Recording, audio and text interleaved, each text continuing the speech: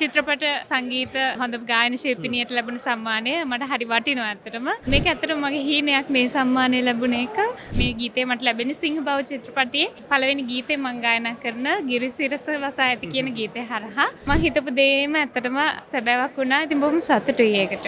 ඒක පුද්ගල ප්‍රසංගයක් පවත්වන්න හිතාගෙන ඉන්නවා ඔක්තෝබර් 18 වෙනිදා. ශ්‍රී ලාංකේය සිනමාවේ මහා කලා මංගල්‍යය කැලීන් සරසවිය සම්මාන උළෙල සමගිනුයි අපි සම්බන්ධ වෙන්නේ. නුවන්දිකා ඉන්නවා අපිත් එක්ක. හොඳම ගායිකාවට හිමි සම්මානය 36 වසරක් පුරාවට සරසවිය සම්මාන උළෙල ක්‍රියාත්මක වෙනවා. 36 වෙනි වසර පිළිබඳව කතා කරද්දී ඔන්න හොඳම ගායිකාවට හිමි සම්මානය මේ විදිහට නුවන්දිකා තේ දරාගෙන ඉන්නවා. මොකද හිතෙන්නේ? බොහොම සතුටුයි. ලංකාවේ මම දන්න තරමින් පැරණිතම සිනමා සම්මානවල ඉතින් ගොඩක් නරක දෙයකට ඒ තරම් කාලයක් පවතින්න බෑ. ඉතින් හොඳම සම්මානවල එක මට මේ ලැබුණ සම්මානය චිත්‍රපට සංගීත හොඳ ගායන ශිල්පිනියට ලැබුණ සම්මානය මට හරි වටිනවා ඇත්තටම. මේක ඇත්තටම මගේ හීනයක් මේ සම්මානය ලැබුණ එක. මගේ හීනවලට ටිකෙන් ටික යන ගමන් ඉන්න ගමනේ එක පියවරක් වේග. අපි දකින්නවනේ ලංකාවේ ඕන තරම් මේ සම්මාන රාත්‍රීන් එහෙම නැත්නම් සම්මාන උළෙලවල් තියෙනවා.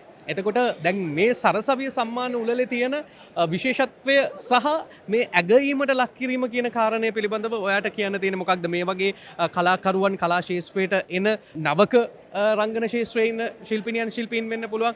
ඒ හැමෝම ඇගීමට ලක් කරනවා මේ විදිහට. වයස් භේදයක් නැතුව.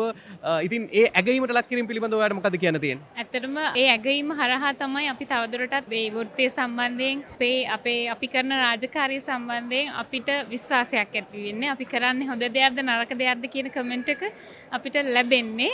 අපිට ඒ ගැන අවබෝධයක් තියෙනවා තමයි. නමුත් මේ සම්මානය හරහා අපි ඒ කරන දේ වටිනාකමක් තියෙන බව අපිට දැනෙනවා. ඒක මම හිතන්නේ හැම කෙනෙකුටම අවශ්‍ය කාරණාවක්. ඇගීම කියන දේ හරහා අපි අපේ ගමන තවදුරටත් ඉදිරියට යන ශක්තිය. ඉතින් ඒ ගමම මට මේ කියන්න ඕනේ මේ ගීතේ මට ලැබෙන්නේ සිංහබව චිත්‍රපටයේ පළවෙනි ගීතේ මම ගායනා කරන ගිරිසිරස වසා ඇති කියන ගීතේ හරහා. ඉතින් බොහොම ස්තුතිවන්ත වෙන්න ඕනේ ගීතේට මට ගායන ආරාධනා කළේ ආචාර්ය සමන් පනාපිටිය සංගීත අධ්‍යක්ෂකතුමා සරුත් ඒ වගේම චිත්‍රපටයේ අධ්‍යක්ෂකතුමා ආචාර්ය සෝමරත්න දිසානායක මහතාත්. ඉතින් ඒ හරහා තමයි මේ සම්මානය අද මට ලැබෙන්නේ. මේ ගීතය මම මුලින්ම අහපු දවසේම මට හිතුණා මේ ගීතේට සම්මානයක් ලැබෙයි කියලා මම ගායනා කරන්නත් පෙරම. ඉතින් මම හිතපු දේම ඇත්තටම සැබෑවක් වුණා. ඉතින් බොහොම සතුටුයි ඒකට. හොඳයි අපි ඉදිරි වැඩ කටයුතු පිළිබඳවත් පුංචි මතක් කිරීමක් කරමු. ඇත්තටම මගේ ඒක පුද්ගල ප්‍රසංගයක් පවත්වන්න හිතාගෙන ඉන්නවා ඔක්තෝබර් 18 වෙනිදා. ඒක තමයි මේ දවස්වල මගේ ඒක ඇත්තටම ඒකත් මගේ ඩ්‍රීම් එකක්. ඒකත් සැබෑ වෙමින් යන හීනයක්. ඉතින් ඒක තමයි මේ දවස්වල මට කියන්න තියෙන අලුත්ම ආරංචිය. ඔයගලන්ට ආරාධනා කරනවා ඔක්තෝබර් 18 වෙනිදාට බිෂොප් එකට එන්න කියලා මගේ සෝලෝ කොන්සර්ට් එක බලන්න.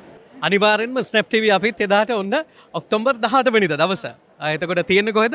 බිෂොප් ඔඩිටෝරියම් එකේ. Bishop කලේජ් auditorium. දැනට වෙලාව තීරණය කළාද තියෙන්නේ? තාම නැහැ. ගොඩක් දුරට 6:00 තමයි. රයිට්. ඉතින් ඔන්න අපි සුබ පැතුම් එකතු කරනවා. ඉතින් බිෂොප් ඔඩිටෝරියම් එකට ඔබටත් එන්න පුළුවන්කම තියෙන ඔක්තෝබර් 18 වෙනිදා අපි ආරාධනා කරනවා. ඉතින් මේ වැඩ කටයුතු කොහොමද සිද්ධ වෙන්නේ කියලාත් අපි බලමු. ඒ වගේම තමයි ඉදිරි වැඩ කටයුතු සර්ව ප්‍රකාරයෙන්ම සාර්ථක වෙන්න තවත් මෙවැනි සම්මාන අතදරාගෙන මේ ශාස්ත්‍රයට සෑහෙන දෙයක් කරන්න ශක්තිය ධෛර්යය ලැබෙන්න කියලා අපි ප්‍රාර්ථනා කරනවා. බොහොම ස්තුතියි.